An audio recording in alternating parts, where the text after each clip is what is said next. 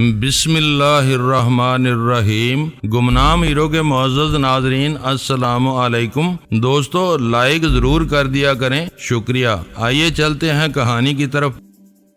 اس ڈکیتی کی F I R اور اس بارے میں ہونے والی پیش رفت بھی اخبار کے کھوجی نامہ نگار سے پوشیدہ نہ رہ سکی تھی۔ ایف آئی آر کا اندراج تفتیش خود کھٹومل کی خوابگاہ سے ڈکیتی کا مال برآمد ہونا، تقریب کے شرکاء کا اپنی قیمتی اشیاء کو پہچان لینا اور پھر اچانک سب کچھ ختم کر دیا جانا، یہ تمام تفصیلات اخبار کے ریکارڈ پر آ گئی تھی۔ صرف دو پہلو ان خبروں کی زد میں آنے سے بچ گئے تھے۔ ان میں پہلا کھٹومل کے بزدلانہ فرار کا واقعہ تھا، دوسرا اس کیس کے سلسلے میں آف دی ریکارڈ بریفنگ کا انعقاد۔ ان دو نکات کو چھوڑ کر اخبار نے ہر اعتبار سے کھٹومل کی شخصیت کے چیتھڑے اڑا کر رکھ دیے تھے۔ اس کے خلاف چھاپا جانے والا وہ مواد اسے کسی بھی عدالت سے سزا یاب کرانے کے لیے اسی صورت میں کارآمد ہو سکتا تھا جب ان کی تصدیق کے لیے ثبوت فراہم کیے جاتے۔ ثبوت فراہم کرنے کی ذمہ داری جن افراد اور اداروں کی تھی، ان کی کارکردگی میں قریبی معاونت کے لیے ایس ٹی ایف کے فرد شناس اہلکار پہلے ہی میدان میں اترے ہوئے تھے۔ ایک حاشیے میں یہ خبر بھی موجود تھی کہ اسلام آباد میں کھٹومل کے میزبان اور ممتاز سیاسی رہنما چودھری اسلام کو پچھلی شام ملک سے باہر جانے سے روک دیا گیا کیونکہ اس کا نام ایگزٹ کنٹرول لسٹ میں شامل ہو چکا تھا۔ چودھری اسلام کے بارے میں زیادہ تفصیل اور سنسنی خیز مواد لاہور کے اخبار نے شائع کیا تھا۔ اخبار نے اس کے بیرون ملک سفر سے روکے جانے کو کھٹومل کیس کا شاخسانہ قرار دیا تھا۔ اس کے ساتھ اس کے ماضی کے سفر کا خلاصہ بھی بیان کر دیا گیا تھا جو اس نے ممو مستری کے روپ میں لاہور کے ایک فٹ پاتھ سے شروع کیا تھا۔ دونوں مجرم بہت بری طرح اور اچانک ہی قانون کے شکنجے میں آئے تھے۔ مجھے یقین تھا کہ وہ اپنے اعمال کی معقول سزا سے کسی صورت میں نہیں بچ سکیں گے۔ ان کے خلاف کالو مکرانی ہمارا سب سے مضبوط ہتھیار تھا۔ میں اخبارات میں اپنے مطلب کی خبریں چھانٹنے میں مصروف تھا کہ اکبر آنا آ پہنچا۔ معلوم ہوتا ہے کہ یہ دن تمہارے عروج کے ہیں۔ تمہاری زبان سے نکلی ہوئی ہر بات لفظ بے لفظ درست ثابت ہوتی چلی آ رہی ہے۔ اس نے آتے ہی مسرت سے اطلاع دی۔ کیوں؟ اب میں نے کیا کہہ دیا؟ میں نے قدرے حیرت سے پوچھا۔ اکبر ابھی گجرات میں ہی رکا ہوا ہے۔ اس نے مجھے فون پر اطلاع دی ہے کہ پرسوں رات چودھری اسلام 20 کلو ہیروین کا کارٹن گجرات پہنچانے گیا تھا۔ راستے میں چھان بین اور تلاشی سے بچنے کے لیے وہ گجرات تک خود ہی مال لے کر جاتا ہے تاکہ ضرورت پڑنے پر اپنی سیاسی شخصیت سے ناجائز فائدہ اٹھا سکے، رانا نے مجھے بتایا۔ حیرت ہے کہ اکبر نے یہ باتیں اتنی آسانی سے معلوم کر لیں۔ اس نے صرف یہ سراغ لگایا کہ چودھری اسلام گجرات میں کہاں گیا تھا، باقی باتیں خود بخود سامنے آ گئیں۔ اس کے میزبان کے گھر سے غلام علی نامی ایک بدماش وہ کارٹن لے گیا تھا۔ غلام علی گجرات سے لاہور تک ہیروین کا ایک بدنام سپلائر ہے۔ دو کی طرح ایک فیصلہ کر کے اکبر علی کے گھر جا پہنچا۔ وہ ایکسائز افسر کے روپ میں گیا تھا۔ تمہیں یہ سن کر مزید حیرت ہوگی کہ غلام علی نے اسے اپنی زبان بند رکھنے کے لیے 10,000 کی رشوت دی ہے۔ ہیروین ہیروین ہیروین، میرا دماغ چکرا کر رہ گیا۔ ہر بڑی برائی کے پردے میں ہیروین ناچ رہی تھی۔ پاکستان سے امریکہ تک اور امریکہ سے پاکستان تک بیشتر اور بڑے بدماشوں کی جیب میں ہیروین کا سرمایہ گل کھلا رہا تھا۔ نام بدلے ہوئے تھے، کردار سب کے سب وہی تھے۔ راز المیڈا، عائز اقبال، کھٹومل اور چودھری اسلام، ان سب کی آرزوئیں اور خواہشیں یکساں تھیں۔ آمدنی کے ذرائع ایک جیسے تھے اور شاید زندہ رہ جانے والوں کا انجام بھی یکساں ہی ہونا تھا۔ فون کی گھنٹی کی تیز آواز نے مجھے چونکا دیا۔ اس بار رانا کو اپنے چیف کی کال کا انتظار نہیں تھا، اس لیے اس نے اپنی جگہ سے جنبش نہیں کی۔ میں نے بڑھ کر ریسیور اٹھایا تو دوسری طرف سے اول خان کی بجھی بجھی آواز سن کر میرا دل دھک سے رہ گیا۔ کیا بات ہے؟ تم کچھ پریشان معلوم ہو رہے ہو، میں نے سنبھل کر پوچھا۔ بات ہی کچھ ایسی ہے۔ اس کی آواز میں مزید آزردگی سمٹ آئی۔ آج صبح سویرے کالو مکرانی کو پولیس سے سی آئی اے کی تحویل میں منتقل کرتے ہوئے نامعلوم حملہ آوروں نے گولیاں مار دیں۔ میرے کان سن ہو گئے۔ مجھے یوں محسوس ہوا جیسے اس کی آواز کسی بہت گہرے اندھے کنویں کی تہ سے آ رہی ہو۔ کالو مکرانی کھٹومل کے خلاف ہمارا اکلوتا اور مضبوط گواہ تھا۔ ایس ٹی ایف والے اس بار سوکھ مجرم کو قانون اور انصاف کے تقاضوں سے ماورا کوئی سزا دینے کے لیے تیار نہیں تھے، جبکہ کھٹومل کو کسی بھی عدالت سزا یاب کرانے کے لیے اس کے خلاف گواہوں کی موجودگی ضروری تھی۔ اول خان کی زبان سے کالو مکرانی پر ہونے والے قاتلانہ حملے کی خبر سن کر چند ثانیوں کے لیے میرا ذہن معاف ہو کر رہ گیا۔ مجھے یوں محسوس ہوا جیسے کھٹومل اپنے ہونٹوں پر زہر میں بجھی ہوئی ایک طنزیہ مسکراہٹ لیے دور کھڑا انگوٹھا دکھا رہا ہو۔ اسے ہلاک کرنے والے کون لوگ تھے؟ ابتدائی ذہنی جھٹکے سے سنبھل کر میں نے پوچھا۔ وہ مرا نہیں، بری طرح زخمی ہوا ہے، اول خان نے میری تصحیح کرتے ہوئے کہا۔ میں نے اس پر فائرنگ کا ذکر کیا تھا۔ ایک گولی اس کی گردن میں لگی ہے، دوسری بازو میں پیوست ہوئی ہے۔ 2 موٹر سائیکل پر سوار حملہ آور بھاگ نکلنے میں کامیاب ہو گئے۔ اس کی حالت تشویشناک تو نہیں ہے؟ میں نے متفکرانہ لہجے میں پوچھا۔ ڈاکٹر اس کی جان بچانے کی سرتوڑ کوششوں میں لگے ہوئے ہیں۔ اول خان کی آواز گمبھیر تھی۔ گردن میں لگنے والی گولی ریڑھ کی ہڈی تک پہنچنے والے اعصاب کو بس چھوتی ہوئی گزری ہے۔ ان اعصاب اور عضلات کو ذرا بھی زیادہ نقصان پہنچتا تو وہ گولی لگتے ہی ہلاک ہو سکتا تھا۔ وہ تفصیل خاصی تسلی بخش تھی۔ مجھے یوں محسوس ہوا جیسے میرے سر پر سے ایک بڑا بوجھ اتر گیا ہو۔ اول خان کے آخری فکرے بہت امید افزا تھے۔ کالو مکرانی کو پولیس سے CIA کی تحویل میں منتقل کرنے کی کیا ضرورت پیش آ گئی تھی؟ قیدی کی زندگی کی امید پیدا ہوتے ہی میرے ذہن میں دوسرے نکات سر ابھارنے لگے۔ کالو مکرانی کی جان کی حفاظت کے لیے یہ ہدایت براہ راست IG نے جاری کی تھی۔ وہ ابتدا سے ہی خود کو کھٹو مل کا خیر خواہ ثابت کرتا چلا آ رہا ہے۔ میں نے غصے سے کہا، میں دعویٰ کرتا ہوں کہ کالو مکرانی کو راستے سے ہٹانے کی سازش میں وہ بھی شریک تھا۔ میں بھی اسی نتیجے پر پہنچا ہوں۔ اس سے بھی ذرا بڑھ کر میں یہ سمجھ رہا ہوں کہ IG نے اس کو ایک اصول پرست اور باضمیر SHO کے چنگل سے نکالا ہے۔ کیس کی تفتیش CIA کو منتقل ہوتے ہی تفتیشی افسر بھی بدل جاتا۔ اول خان بولا، یہ بہت دور کی بات ہوتی۔ پہلے اور بنیادی کوشش کا نتیجہ تمہارے سامنے ہے۔ اسے لاک اپ سے نکال کر کھلی فضا میں لایا گیا، جہاں پہلے سے موجود حملہ آوروں نے گھات لگا کر اس پر گولیاں برسا دی۔ ایسے اچانک اور مہلک حملے میں اس کا بچ جانا کسی معجزے سے کم نہیں ہے۔ واقعات اتنی تیزی سے رونما ہو رہے ہیں کہ اب کوئی بھی ان سے چشم پوشی کر کے سارا الزام اپنے سر لینے کا خطرہ مول نہیں لے گا۔ مجھے یقین ہے کہ اس خوشامدی IG نے اپنے کسی اعلیٰ افسر کو خوش کرنے کے لیے معمول کے مطابق اس کے ٹیلی فون کے مطابق عمل کیا ہوگا۔ یہ اندر کی کہانی ہو سکتی ہے۔ کاغذوں پر اس واقعے کی پوری ذمہ داری IG پر ہے۔ پھر اس کے خلاف کیا کارروائی ہوئی؟ میں نے تیز لہجے میں پوچھا۔ فی الحال اس کا ہیڈ کوارٹر میں تبادلہ کر دیا گیا ہے۔ اول خان کی آواز دھیمی تھی۔ صرف تبادلہ؟ میں حیرت اور غصے کے عالم میں تقریباً چیخ پڑا۔ ایک بڑے مجرم کے ساتھ سازش میں شرکت کے نمایاں ثبوت کے بعد محض تبادلہ کر دینا تو ایک مذاق ہے۔ بڑے عہدوں پر فائز بیوروکریٹس کو اچانک اس سے بڑی سزا نہیں دی جا سکتی۔ اول خان نے مجھے سمجھانے کی کوشش کی۔ آپس کی پیشہ ورانہ رکاوٹوں کے باوجود سرکاری افسروں کی برادری کسی مافیا کی طرح منظم اور مربوط ہے۔ ہو سکتا ہے کہ پوری حقائق سامنے آنے کے بعد اسے معطل کر کے ضابطے کی کارروائی شروع کر دی جائے۔ ابھی یہی کافی ہے۔ وہ صوبے میں اپنے اقتدار اور اختیار سے محروم ہو کر ایک بند دفتر میں جا بیٹھا ہے۔ پولیس بڑے مجرموں اور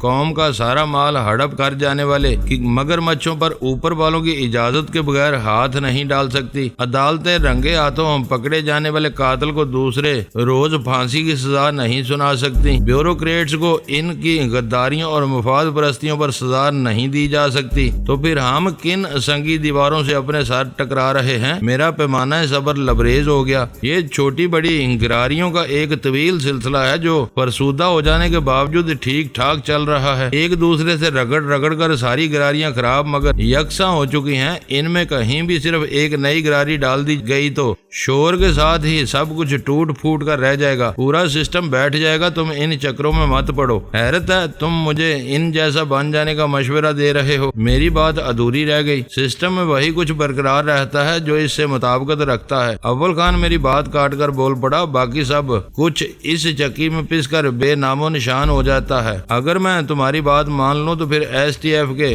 وجود کا جواز کہاں تلاش کروں گا؟ اسپیشل سیکورٹی فورس محض اس لیے زندہ اور فعال ہے کہ یہ سسٹم میں شامل نہیں ہے، اس سے باہر رہ کر کام کرتی ہے، اپنے فیصلوں کے لیے پوری طرح خود مختار ہے۔ مجھے یقین ہے کہ ہمارا سربراہ بھی سلطنت کے کسی ایک ذمہ دار کو جواب دے ہوگا۔ کیا اس سسٹم کو STF کے سانچے میں نہیں ڈالا جا سکتا؟ میں نے پوچھا۔ وہ تلخی سے ہنس پڑا۔ اس سے ملوکیت بلکہ آمریت کی بو آتی ہے جو مغربی دنیا کو ذرا بھی پسند نہیں ہے۔ وہ صرف جمہوری معاشروں کی پشت پناہی کرتی ہے۔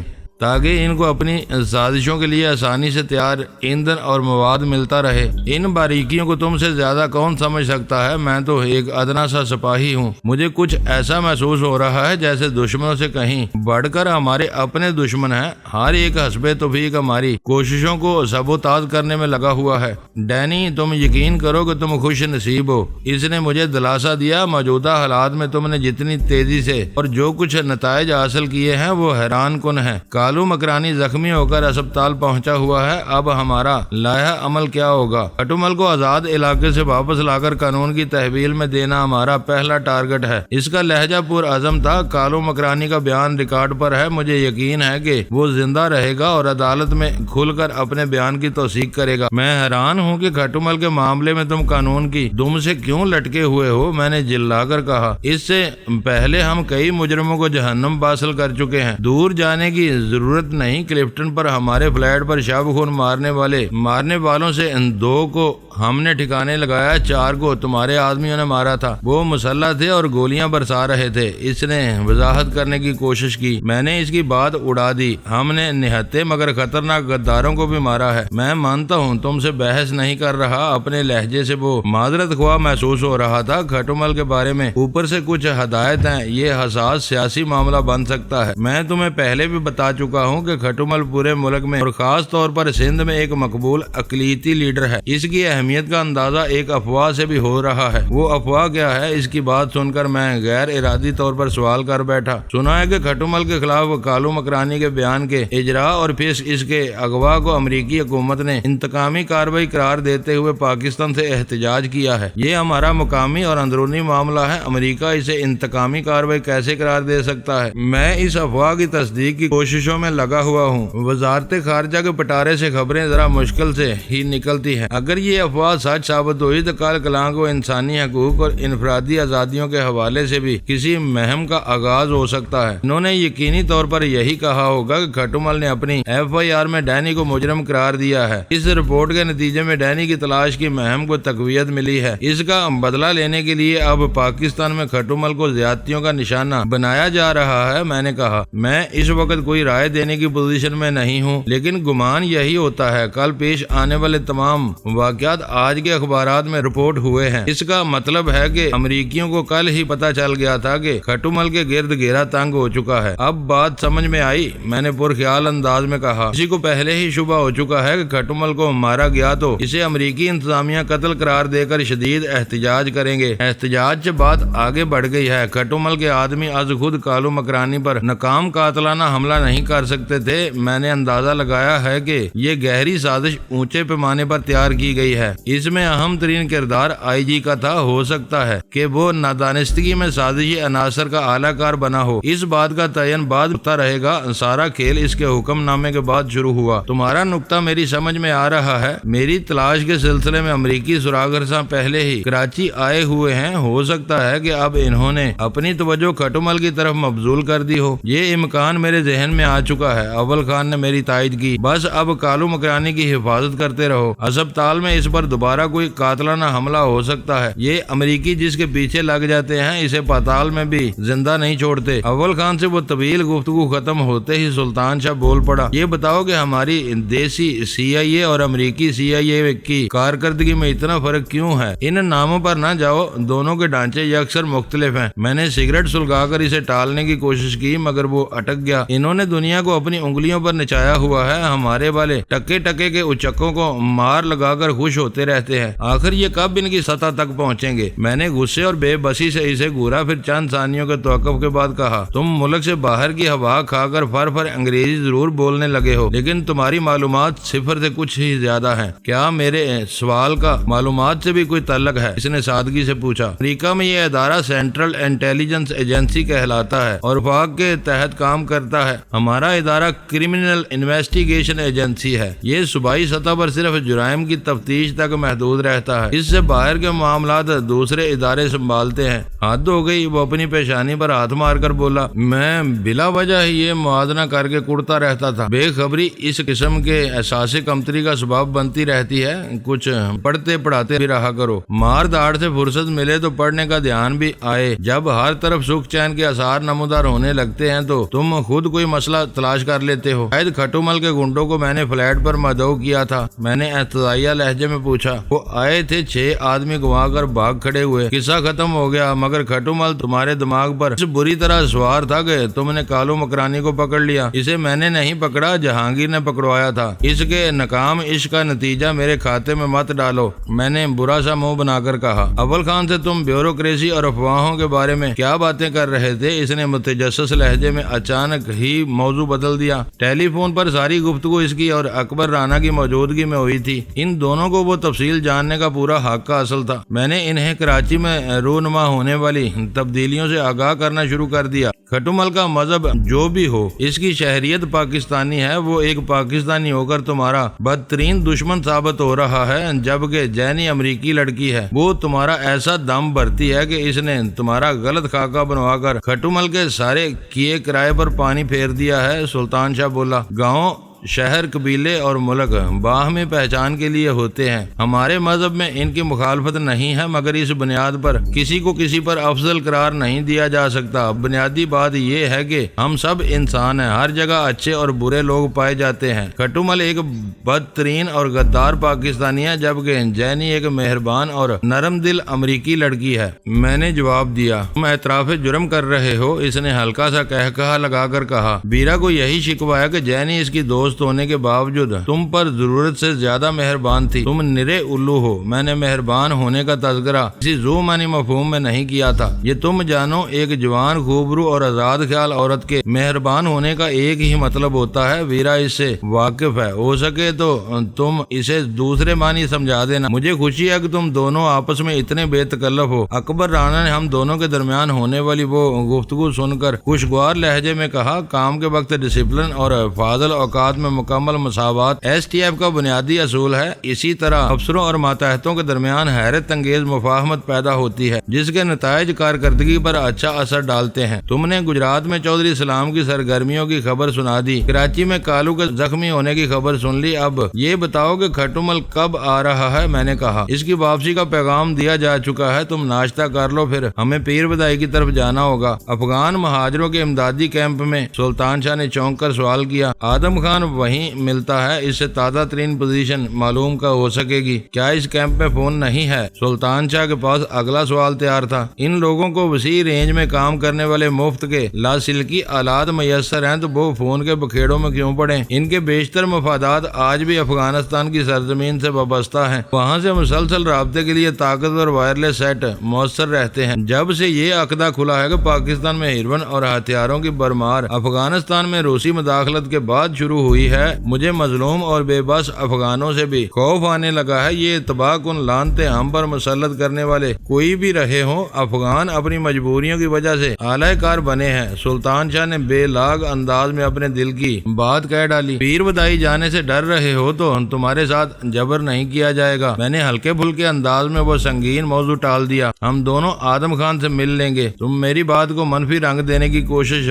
سلطان شاہ نے احتجاج کرنے کی کوشش کی، مگر میں نے درمیان سے ہی اس کی بات اڑا دی۔ اس موضوع پر اب تم ایک لفظ بھی نہیں بولو گے۔ ہم اس بحث میں الجھ گئے تو دوسری اہم تر باتوں کو بھول بیٹھیں گے۔ ناشتے کے دوران میں اکبر رانا باتیں کرنے کے ساتھ ساتھ کراچی سے نکلنے والے روزنامے کا بھی مطالعہ کرتا رہا، پھر اخبار ایک طرف ڈالتے ہوئے بولا، یہ اخبار واقعی منفرد اور مختلف ہے، اس میں صرف خبریں ہیں، چٹخارے در مال مسالہ نہیں ہے۔ مختصر سے وقفے میں حاصل ہونے والی معلومات کو جس طرح یکجا کر کے کھٹو مل کے چہرے سے نقاب ہٹایا گیا تھا، اس سے ظاہر ہو رہا تھا کہ نامہ نگار کی اپنی قلمی محنت کے پیچھے کوئی باخبر ذہن بھی کار فرما تھا، جس نے کڑیاں ملا کر کہانی مکمل کی تھی۔ اسلام آباد کی کشادہ شاہراہ پر میرے ساتھ سفر کرتے ہوئے اکبر رانا اعتراف کیے بغیر نہ رہ سکا۔ اول خان کی مدد کے بغیر اتنی صورت سے یہ خبریں نہیں بن سکتی تھیں۔ وہ کراچی میں بیٹھ کر بھی پوری طرح ہماری مدد کر رہا ہے۔ کھٹو مل کے خلاف الزامات کی فہرست آ چکی ہے۔ اگر کل امریکہ کے کسی احتجاج کی تصدیق ہو جاتی ہے تو ہر شخص یہ سوچنے پر مجبور ہو جائے گا کہ امریکہ کو ایک پاکستانی ملزم سے کیوں ہمدردی ہو رہی ہے، میرے خلاف ان کے اشتہاری مواد کی صحت پر بھی شبہ کیا جائے گا۔ عام لوگ اپنے رہن سہن میں امریکیوں کی لاشعوری یا